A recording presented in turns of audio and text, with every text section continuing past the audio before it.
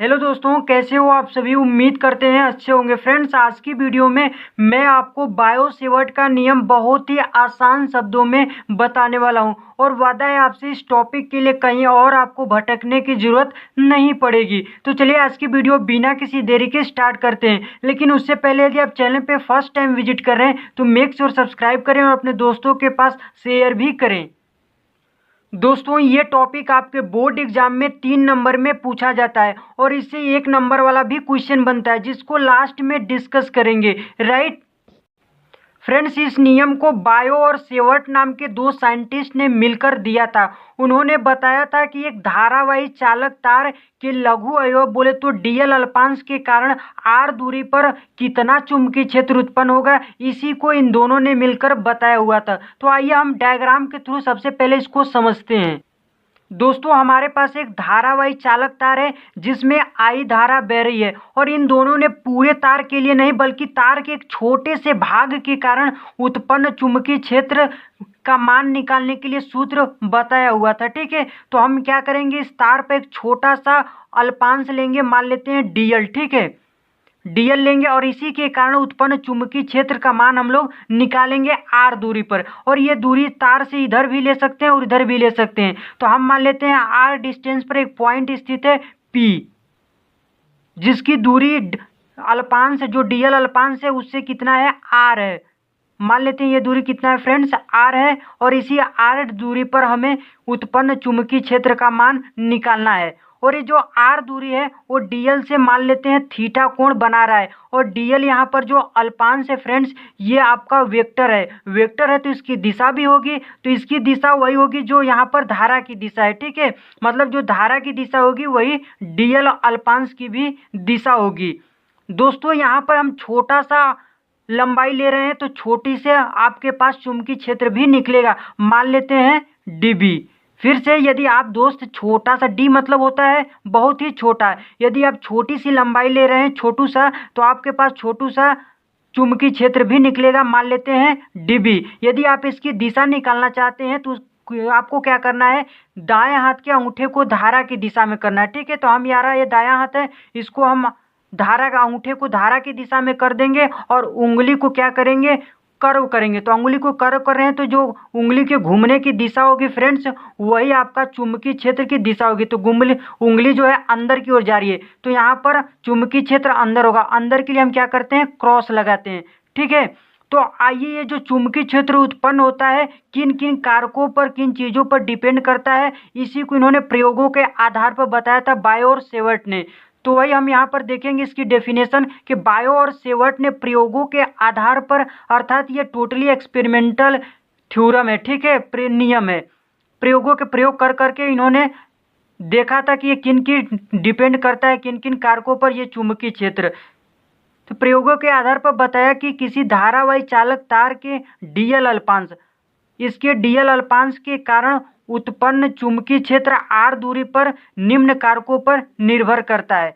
सबसे पहले जो ये उत्पन्न चुंबकीय क्षेत्र है वो धारा के समानुपाती होता है और डीएल अल्पांश के भी समानुपाती होता है। और जो इन दोनों के बीच जो कोण बना है उनके मतलब साइन थीटा के समानुपाती होता है। और लास्ट में ये जो दूरी है इसके दूरी के वर्ग के व्युत्क्रमानुपाती होता है ये चुंबकीय क्षेत्र, ठीक है। तो इसी को हम लोग यहाँ पर पॉइंट वाइज लिखेंगे। सबसे पहले हम लोग लिखेंगे उत्पन्न चुंबकीय क्षेत्र प्रवाहित धारा के समानुपाती होगा, अनुक्रमानुपाती। तो लिखेंगे डीबी समानुपाती आई।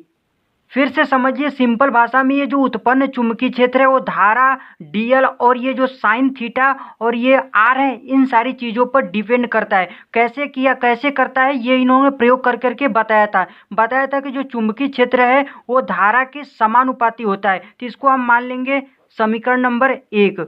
अब इन्होंने बताया था कि जो उत्पन्न चुंबकीय क्षेत्र है वो ये डीएल अल्पांश के भी डायरेक्टली अनुपाती होता है, समानुपाती होता है, ठीक है। तो इसको समीकरण नंबर 2 मान लेंगे। और ये उत्पन्न जो चुंबकीय क्षेत्र है वो जो होता है वो साइन थीटा के समानुपाती हो। ये थीटा क्या है, आर और डीएल वेक्टर के बीच का एंगल है, ठीक है। और इसके साथ साइन लगा देंगे तो साइन थीटा के भी समानुपाती होता है। इसको हम थर्ड समीकरण मान लेंगे। और ये जो चुंबकीय क्षेत्र है डीबी, ये दूरी के वर्ग के व्युत्क्रमानुपाती होता है। जो चीज़ व्युत्क्रमानुपाती होता है उसको हम 1 करके लेते हैं। तो दूरी के वर्ग के व्युत्क्रमानुपाती होता है ये उत्पन्न चुंबकीय क्षेत्र। इसको समीकरण नंबर 4 मान लेंगे। अब क्या करेंगे दोस्तों, समीकरण 1, 2, 3 और 4 को क्या करेंगे, आपस में मिला देंगे। तो यहाँ पर लिखेंगे समीकरण, चारों समीकरण को शामिल करने पर, मिलाने पर, चारों समीकरण को शामिल जब एक साथ कंक्लूड करेंगे तो क्या निकल कर आएगा, शामिल करने पर, शामिल करेंगे तो क्या हो जाएगा, dB, अर्थात छोटू सा ये क्या है, चुंबकीय क्षेत्र है। डायरेक्टली प्रोपोर्शनल हो जाएगा किसके समानुपाती है, आइडियल साइन थीटा के। तो आइडियल साइन थीटा ऊपर हो जाएगा क्योंकि ये समानुपाती है, और दूरी के वर्ग के व्युत्क्रमानुपाती है, तो इसको हम क्या कर देंगे, नीचे लिखेंगे। तो r² हो जाएगा सिंपल। अब क्या करेंगे फ्रेंड्स, यहाँ पर समानुपाती का चिन्ह हटता है तो एक नियतांक आता है, दुनिया को पता है, तो यहाँ पर भी आएगा। तो यहाँ पर मान लेते हैं जो नियतांक आएगा, मान लेते हैं k है। क्या है, k है, तो k मान लेंगे। तो k आइडियल साइन थीटा हो जाएगा और नीचे r²।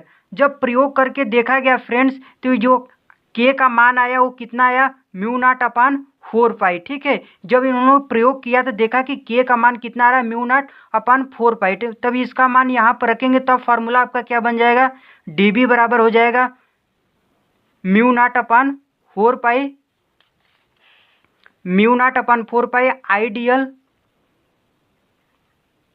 Sine theta upon r²। यही है दोस्तों आपका बायो सेवर्ट का नियम, ठीक है। ये क्या कहता है कि जो छोटा सा अवयव होता है उसके कारण उत्पन्न चुंबकीय क्षेत्र का मान होता है μ0/4 ideal sine theta upon r²। यहाँ पर जो μ0 है फ्रेंड्स, ये आपका है निर्वात की चुंबकशीलता, ठीक है। तो यहाँ पर लिख लीजिएगा चूंकि में कि μ0 जो है वो क्या है, निर्वात की चुंबकशीलता है, निर्वात की चुंबकशीलता। फ्रेंड्स ये आपका dl लंबाई बोले तो छोटू सा लंबाई के कारण उत्पन्न छोटू सा चुंबकीय क्षेत्र है, निकालने का सूत्र है। यदि आपको पूरा लंबाई के कारण चुंबकीय क्षेत्र चाहिए तो आपको सिंपल इसका क्या कर देना है, इंटीग्रेशन कर देना है, ठीक है।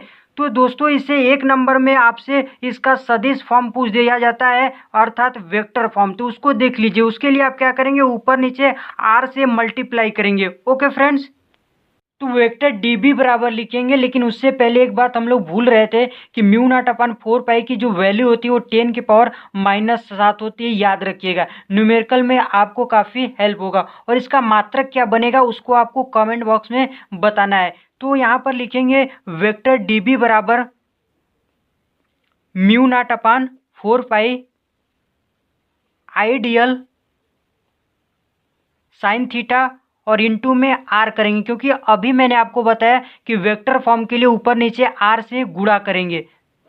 तो नीचे क्या हो जाएगा आपके पास, r² इंटू r हो जाएगा। अब लिखेंगे हम लोग μ0/4 i, इसी तरह रहने देंगे, फिर dl इंटू r कर देंगे और लास्ट में साइन थीटा चिपका देंगे। और नीचे क्या करेंगे, r² इंटू r कितना हो जाएगा, मिलके r³ हो जाएगा। फ्रेंड्स एक बात हम लोग जानते हैं कि यहाँ पर जो dl है एक प्रकार का वेक्टर है और r भी वेक्टर है। दोनों का जब क्रॉस प्रोडक्ट लेंगे तो क्या हो जाएगा आपके पास, dl इंटू r हो जाएगा, और क्रॉस हटता है तो क्या आता है आपके पास, साइन थीटा आता है। तो यहाँ पर साइन थीटा चिपका देंगे। मतलब कि dl r साइन थीटा के स्थान पर क्या लिख सकते हैं, vector dl cross vector r लिख सकते हैं। तो वही क्या करेंगे, यहाँ पर हम क्या करेंगे, dl into r sine theta के स्थान पर vector dl cross r vector रख देंगे। तो लिखेंगे μ0/4 i dl vector cross r vector हो जाएगा इतने के स्थान पर, और नीचे क्या आपके पास हो जाएगा, r³। तो यही हो जाएगा दोस्तों बायो सेवर्ट के नियम का वेक्टर फॉर्म, सदिश फॉर्म। दोस्तों ये आपके बोर्ड एग्जाम में 1 नंबर में पूछा जाता है। तो उम्मीद करते हैं ये टॉपिक आपको पूरी तरीके से समझ में आ गया। तब तक के लिए फ्रेंड्स इस वीडियो में इतना ही। मिलते हैं किसी और शानदार टॉपिक के साथ। Love you, bye bye, take care, thank you.